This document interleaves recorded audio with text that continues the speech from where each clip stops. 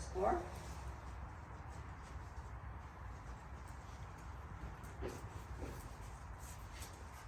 And as soon as she turns her head back up to me, or to her mama, then we say the next get it. Oh, what's the auntie got? Oh, yes. Here, you. So I'll restart the game. Get it.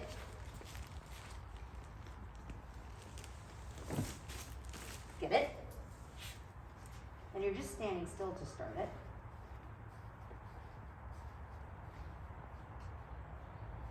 Get it? And you might be thinking, how come this doesn't teach them to sniff? And the answer is because in order to get the cookie, they need to leave the smells.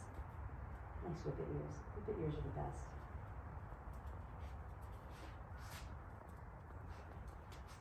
Get it?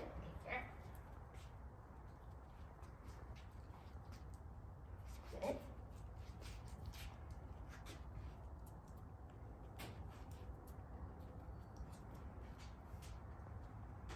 Get it? And this is really good because she doesn't know me at all.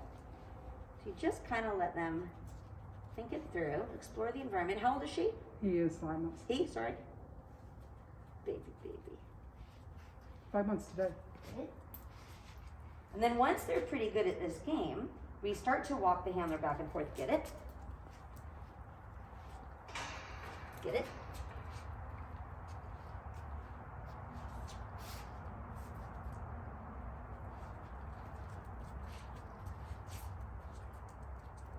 Who's the mama? Who's the mama? Get it?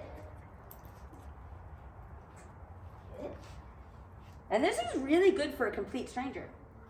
The fact that she's giving me anything is really good because there's no value for me. Get it? Get it? So when you work the dogs that actually, good girl, care about you, you'll find that they whip their heads right back up to you. So what we're basically saying to the dog is, you can move around and explore all this. You see her check him out and then come back to attention for the new auntie. Checked you out a little, check the crates out. And how much work did I do to get her to return her attention to me? Like none. I'm just hanging out here, right? So I do this with the dogs when I'm waiting outside the ring to kind of get them, you're slipping, acclimated in the new environment, right? And I don't put any pressure on the dog I don't insist on they pay attention to me because that's a lot of pressure, and there's already pressure in the environment, which is why the reward goes down here. Now, I'll give it back to you. For dogs that have trouble with sniffing, they actually sniff a whole lot less when you do this because they're learning how to give attention back to you in the face of the distractions and the smells. For dogs that have trouble with over-arousal, like they get a little hot and spicy, like a couple of you guys, this makes them breathe. Right? Because dogs that are a little too spicy don't really breathe. And it teaches them to engage with you in a more relaxed way instead of engage with what's out there. Right? So like when I was doing this with Flyball was really exciting. So Contraband learned to engage with me, offer it to me, and breathe, and ignore that bit of excitement. All right? It's so cool. It all comes from Leslie McDivitt's Control and Leash stuff, which feels really counterintuitive. Like, why does this work?